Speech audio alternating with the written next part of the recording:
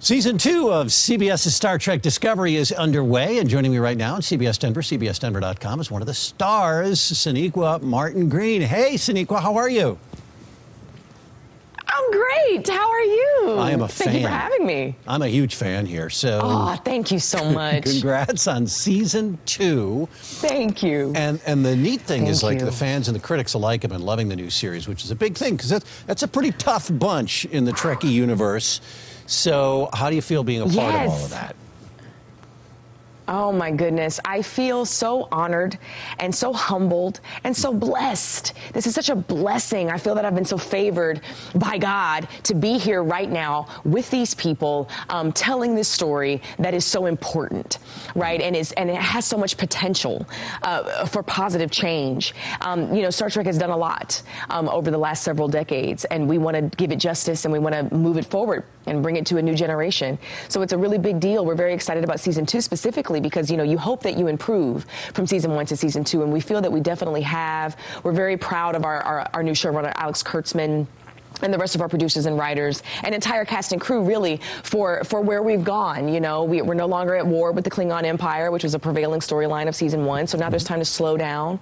There's time to really dig into some interesting stuff, some science, some wonder. There's time for delight and joy and things like that. So, you know, there's time to see Spock. There's time to see other characters from TOS, you know, from the canon. So yeah. We've been very ready to share it. I'm kind of glad they waited on Spock. You know, I mean, you get it going. Yeah. And so now Spock is here, and this is Ethan Peck, which is Gregory Peck's grandson, is Spock. And so your scenes together, I'm real curious about here. I mean, give me some hints.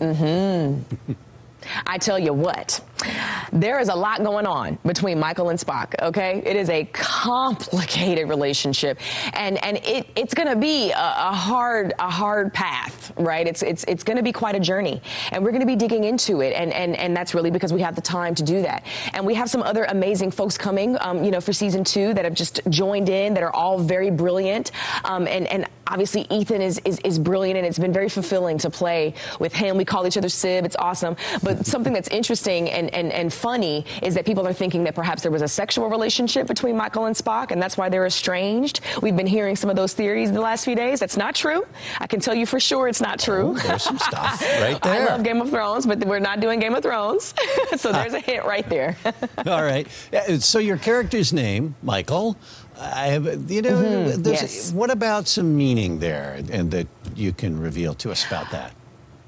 Oh, yeah. Well, I'll tell you all of it. There's a few different layers to it. So Brian Fuller, the co-creator of our show, along with Alex Kurtzman, actually, makes this stylistic choice often, where he gives his female characters male names. So they wanted to stay true to that. Our showrunners from Season 1, Aaron Harberts and Gretchen Berg, also said that there was some talk of the Archangel Michael in the writers' room when they were, you know, sort of creating Michael Burnham. But then when I took hold of this character, I loved the collaboration and trust that was there, because they took it in what I created, which was that I was named after my biological father, who was Michael Burnham Sr. So what I love about that is that it's this sort of, and I love talking about this because it's a sort of subtle but powerful sociopolitical statement that in the future, perhaps a girl can be named after her father in a junior sort of way, and maybe even a son named after his mother. So there's the sort of freedom and flexibility of that in the future in a way that maybe people wouldn't imagine, which I think is interesting.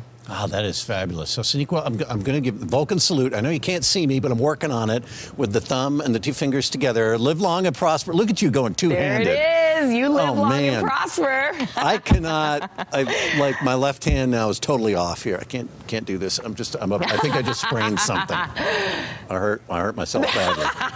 Well, your heart was in it. You're right. It is a great series. New episodes of CBS's Star Trek Discovery stream Thursdays on CBS All Access. Sonequa, thanks a lot, and live long and prosper. Thank you for having me. Thank you. You as well.